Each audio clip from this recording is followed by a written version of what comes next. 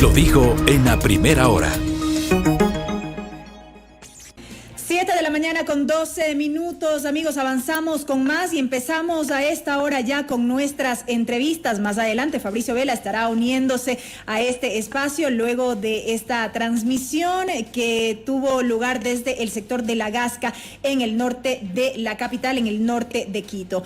Empezamos nuestro espacio de entrevistas abordando un tema del cual quizá poco se habla o poco a poco se empieza a hablar en este tiempo, al cual quizá no se le da mucha importancia y tiene que ver con la salud mental. El día de ayer en la ciudad de Guayaquil veíamos impresionados y con mucha tristeza esta noticia respecto del ciudadano que decidió acabar con su vida lanzándose de un edificio ubicado en la zona de Puerto Santa Ana, justamente en la ciudad de Guayaquil. Todo de alguna manera se atribuye a aspectos quizá de depresión. No se han anticipado mayores detalles de las razones que llevaron a este ciudadano a acabar con su vida. Y a esto sumamos también todos aquellos aspectos que han de alguna manera impactado en la salud mental de los ciudadanos a propósito de la pandemia por el COVID-19. Por ejemplo, una nota publicada por la agencia EFE ya para septiembre del año pasado daba cuenta que los suicidios en Ecuador aumentaron entre enero y agosto de 2021 en un 17% en relación al mismo periodo del año anterior. Eso según datos que en su momento había proporcionado el Sistema Integrado de Seguridad ECU 911. Sobre esto y más precisamente queremos hablar este día. La salud mental ante las emergencias que se viven en nuestro país. Emergencias, recordando asimismo lo que ocurrió a inicios de esta semana aquí en la capital con el aluvión que acabó con varias vidas, decíamos, ha dejado muchas personas damnificadas, hay personas todavía desaparecidas, daños materiales, todo esto incide, efectivamente incide. Y queremos consultar esta mañana al psiquiatra Fernando Cornejo, quien ya está con nosotros enlazado vía Zoom, justamente cómo han impactado todos estos fenómenos en la salud mental de los ciudadanos. Doctor, buenos días. Bueno, muy buenos días con todos y todas. Un placer estar con toda la audiencia. Hay que saber una cosa, que el fenómeno de la salud mental como un problema de salud pública no es nuevo. Que ha venido visibilizándose en el último tiempo, pero que, por ejemplo, el suicidio es la segunda causa de muerte entre jóvenes, adultos jóvenes y adolescentes desde hace ya largo tiempo a nivel mundial, que inclusive en el Ecuador superó como causa de muerte al homicidio desde aproximadamente el año 2014-2015. Y que requiere de una atención permanente y que además tiene atrás de esto pues temas muy graves que van desde algunos determinantes sociales en la salud, pero también desde falta de políticas de Estado que nos dicen que evidentemente la salud mental no es atendida, es puesta en segundo plano, y esto nos lleva a serias complicaciones porque, por ejemplo, hay que decir, las personas que tienen problemas de salud mental viven entre 10 y 20 años menos que las personas de la población en general, que no tienen problemas de salud mental, lo que resta productividad al país, lo que resta pues de años de compañía a las propias familias. Y pues es el momento de pensar en que el sistema de salud debe tener una directa intervención sobre la salud mental, no solo cuando hay un problema tan dramático como el que hemos visto ayer, sino que debe ser una cuestión de todos los días. Recordemos que pues hay casi 800,000 suicidios al año en el mundo, ¿no? Según datos de la Organización Mundial de la Salud. Doctor, siendo el suicidio la segunda causa de muerte, como refiere, ¿por qué es tan poco atendida? ¿Por qué no se le ha dado importancia a la generación de políticas públicas precisamente para atender este fenómeno? Pensemos una cosa, la segunda causa de muerte en el grupo etario entre adultos y adolescentes, ¿no? Correcto. Porque y recordar una cosa, que detrás de cada suicidio consumado hay de 10 a 20 intentos suicidas, fíjese, que muchos de ellos están subregistrados, ¿no? Y la falta de políticas públicas en salud mental radica de una invisibilización del problema. Radica además en que este tema no solo depende de causas que van por el lado de la atención en salud. Estamos claros de que apenas el 3% de las personas que tienen trastorno esquizofrénico o trastorno bipolar reciben un tratamiento a tiempo, o apenas el 10% de las personas que tienen trastorno depresivo tienen un tratamiento a tiempo, es decir, no hay una atención adecuada, son datos de OMS a nivel mundo. Pero adicionalmente a eso, implican que se invisibiliza porque no hay prioridad por parte de los diferentes entes llamados a establecer políticas públicas. Dice el Atlas de la OMS del año 2020, que es la última publicación mundial que tenemos, que apenas el 40% de los países ha rebotado políticas de salud mental claras o ha hecho su actualización de políticas de salud mental. Esto continúa siendo un mito que tiene que empezar a ser derribado y en el cual acá tiene que empoderarse toda la sociedad. Toda la sociedad debe empezar a dejar de pensar en que esto es un tema individual que se soluciona con un pon de parte o con un ten un poco más de ánimo, sino que en realidad es una enfermedad individual que en colectivo se transforma en un problema de salud pública.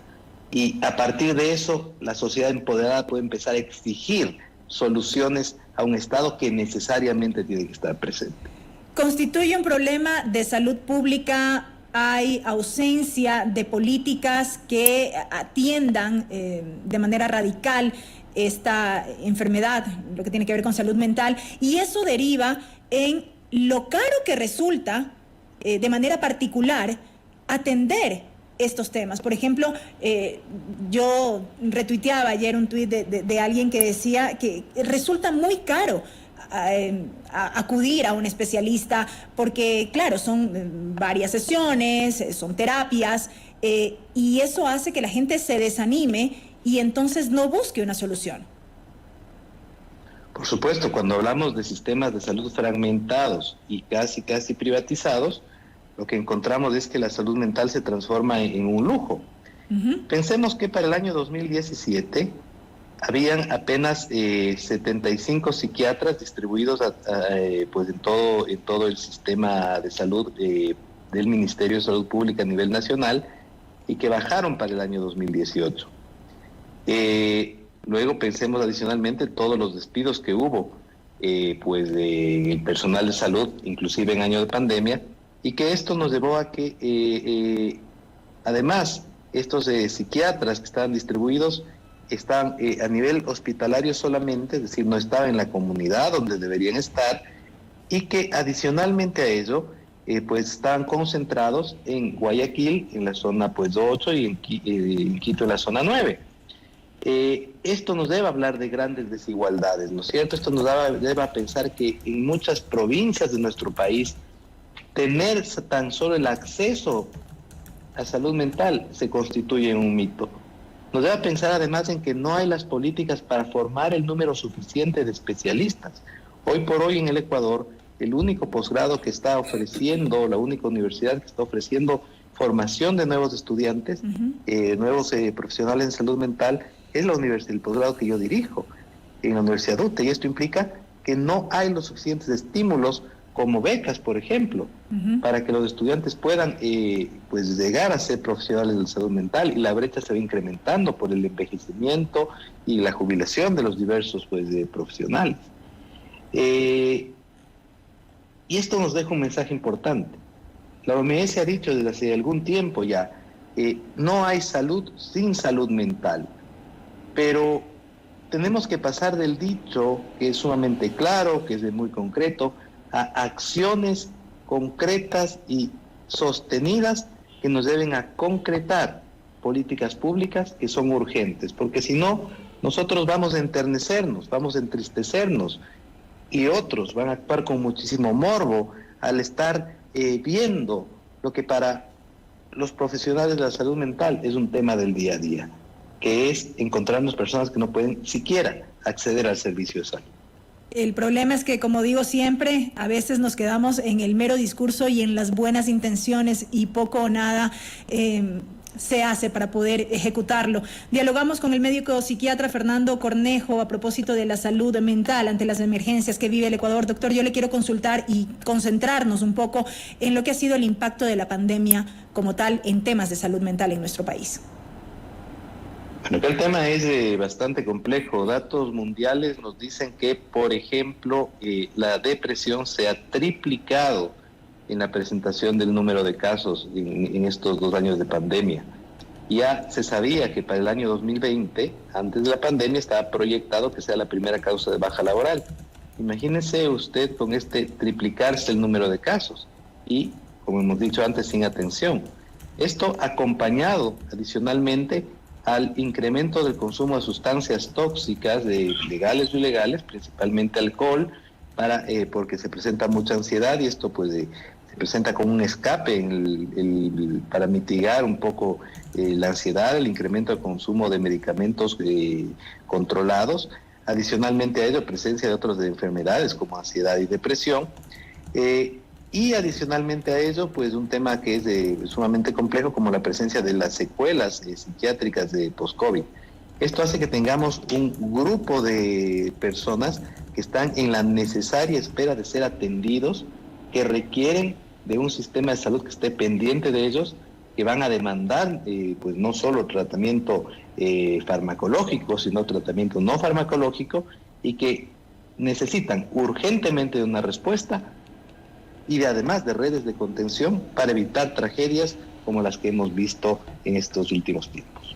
Claro, y es que estamos hablando de personas que en estos 2 años han perdido familiares, han perdido amigos, han perdido seres queridos, han perdido sus empleos, sumado al desasosiego por no saber qué nos seguirá trayendo la pandemia. Cada vez vemos la presencia de nuevas variantes que complican un poco los escenarios y todo esto abona para esos estados de depresión en los que llegan a caer las personas. Usted decía, hay que ir más allá del procura estar mejor, no te pongas así, todo va a estar bien. ¿Qué implica el ir más allá? Porque mucho se ha hecho énfasis, doctor, en este tiempo de dar un adecuado acompañamiento.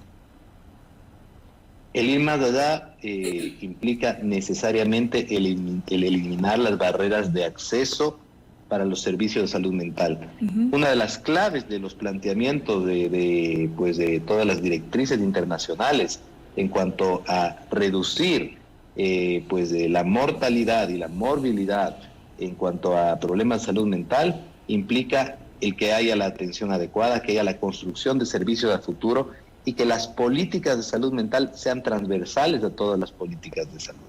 Si es que no eliminamos esas barreras de acceso, probablemente podremos seguir con cartas de buenas intenciones, diciendo la salud mental es importante en la vida y, como decía hace un momento, generando además una situación de enternecimiento ante situaciones puntuales. Pero las personas seguirán sin atenderse y seguiremos probablemente normalizando lo que está ocurriendo al lado de nuestra casa, al lado de nuestros familiares, que en realidad estén sufriendo, pero que no tengan hacia dónde ir, hacia dónde acudir. Aquí, cuando a veces el Estado no está presente, es importante la acción de otros entes. Por ejemplo, justamente para la tragedia que han sufrido nuestros vecinos en La Gasca, ahora la Universidad UTE uh-huh. está organizando con el posgrado de psiquiatría, con los estudiantes del pregrado de medicina, pues brigadas de primera ayuda psicológica, y el que haya cierto acceso para las personas que han sufrido este problema a través de nuestros servicios médicos. Pero estas barreras, insisto, tienen que ser ampliadas y tienen que ser reducidas el problema de acceso. Esa es una primera clave. Uh-huh. Y sumado a eso, doctor, le consulto, ¿cómo actuar nosotros como familiares, como hijos, como padres, como pareja? Como padres, sobre todo, y aquí quisiera que nos detengamos un poco también para abordar el impacto que ha tenido el tema de la pandemia en los niños, jóvenes y adolescentes. Yo, por ejemplo, tengo una hija que está entrando en la adolescencia y su mayor peso es el hecho de no poder estar en el colegio con sus compañeros, compartiendo, y siento y veo que es un tema que le ha afectado. ¿Cómo actuar en esos escenarios? Totalmente, yo creo que uno de los grupos más afectados es el grupo de niños, niñas y adolescentes, porque recordemos que el niño, niña y principalmente los adolescentes crecen y se educan y se desarrollan junto con sus pares, ¿no es cierto? Es el principal grupo de referencia según varios autores. Cuando pierde el contacto con sus pares, empieza una situación de desadaptación, y en donde además estamos en estas idas y venidas, ¿no es cierto? Hoy abro el colegio, mañana lo cierro, luego lo vuelvo a abrir. Aquí hay un punto fundamental. Los colegios públicos y privados deben tener una asesoría adecuada en salud mental. ¿Para qué? Para que haya una identificación precoz, prematura de los casos, porque está claro y es evidenciado que mientras más temprano se identifican casos, más temprano se puede tener la posibilidad de actuar sobre los mismos. En segundo lugar, una capacidad adecuada de comunicación. Lo que hemos visto es que los colegios no están comunicándose adecuadamente con los padres y con los propios chicos. Y en tercer lugar, el espacio de contención familiar. Esto implica ayudarles a los chicos y chicas a tener la posibilidad de tener nuevos contactos a través de diferentes vías virtuales, de tener contactos seguros, de escuchar cuáles son sus necesidades, de adicionalmente a ello generar ese contacto familiar al cual estuvieron deshabituados y que les permitan tener un círculo de confianza para poder crecer. Es verdad, las escuelas abiertas son sumamente necesarias. Probablemente es necesario abrir las escuelas con las condiciones adecuadas antes que abrir los estadios de fútbol, que además han tenido condiciones sumamente inadecuadas para su apertura. Pero con condiciones adecuadas y además teniendo todo un sistema de protección al niño, niña y adolescente. Y nuevamente, usted decía algo que yo quiero recalcar. La familia tiene que actuar siendo menos consejeros y más acompañadores, e identificando signos de alarma. Cuando identificamos que se nos está aislando mucho cualquier persona de la familia, que hay conductas erráticas, toma de decisiones inadecuadas, pues inmediatamente buscar espacio en el proveedor de servicios de salud más cercano. Aunque eso demore, aunque implique un esfuerzo a veces, pero esto puede redundar en salvar la vida de la persona. Clarifiquemos esta diferencia, doctor, que me parece importante, ser menos consejeros y más acompañadores, porque ¿cuáles son los principales errores que cometemos cuando somos más consejeros que lo otro? El principal error es que cuando alguien se torna en un consejero, en un opinador, se mete a hacer juicios de valor sobre la vida de la otra persona. El primer error, ¿no? No es nada, ya va a pasar, pon de parte, la frase que siempre en psiquiatría prohibimos a los familiares de un paciente. No, la cosa es que sí está pasando algo, la persona no se está inventando síntomas, la cosa es que no va a pasar de inmediato, la cosa es que se necesita de la atención de un especialista. Por otro lado, no meternos a hacer juicios de valor sobre la vida, porque eso somos expertos. Somos expertos en empezar a señalar con el dedo a la persona que está sufriendo. Es terrible leer, y no lo hice mucho, un montón de opiniones sobre lo que le pasó al ciudadano pues que ayer cometió un acto de suicidio. No sabemos de la vida de él, pero había opiniones de todo tipo. Y de los dos lados, ¿no es cierto? En el lado de pues hacer un juicio sobre que la vida es lo más importante, seguro que sí lo es, pero ya entraba ahí un juicio de valor, ¿no es cierto? Y desde el lado de hacer pues de críticas y juzgamiento de lo que le pasaba a la persona. Vamos, acá de lo que se trata es de al vecino, a la vecina, al primo, al amigo, pues decirle, ¿en qué te puedo acompañar? ¿Cómo mi presencia puede colaborar en que tú tengas una mejor respuesta? Y tratar de, en esta pandemia, en estos eventos de desastres naturales que tenemos, en estos problemas de crisis económica que coadyuvan a los problemas de salud mental, tratar de generar redes también. Porque sí está demostrado científicamente que mientras más redes de apoyo tenemos, mejor salimos de las crisis. Mientras más redes de apoyo tenemos, al menos sabemos que hay alguien a quien recurrir. Doctor, y para un poco ir concluyendo, ¿cómo convencer a las personas, por ejemplo, de acudir a terapia sin caer en esto de no estoy loco, ¿para qué voy a ir a un psiquiatra? Que es un pensamiento quizá muy común en mucha gente. En estos momentos las herramientas psicoeducativas que existen son importantes y acá cuando se identifican este tipo de conductas, por ejemplo, en una depresión, que es lo más común que vamos a encontrar, tristeza vital profunda, es decir, estar triste la mayor cantidad del día. Sin aparente razón alguna. Sin razón y además sostenido en el tiempo, ¿no? Pérdida de capacidad para sentir placer por situaciones que antes pues me gustaban, ideas de ruina, culpa, suicidio, insomnio, etcétera, etcétera, sabiendo, identificando que existen estos síntomas. Lo importante es tratar de hacerle caer en cuenta a la persona que está viviendo esto, y ahí es muy importante el rol del familiar, del amigo, del vecino, decir, mira, esto requiere intervención. No es que estás loco, no es que te van a encerrar, no es que vas a terminar pues como las películas antiguas nos ponían toda tu vida con problemas. No, es que tienes una salida que tú hoy no le estás identificando. Correcto, doctor. Y con esto me quedo y quiero agradecerle a usted por este tiempo, por habernos acompañado en este diálogo de un tema sin duda alguna importante y sobre el cual hay que seguir hablando y hay que visibilizarlo, hay que empezar a visibilizarlo. La salud mental, cuán importante es más todavía en estos tiempos. Agradecemos al médico psiquiatra Fernando Cornejo. Muy buenos días. Muy buenos días. Gracias por haber estado con nosotros. Primera Plana. Todas las noticias, todas las voces.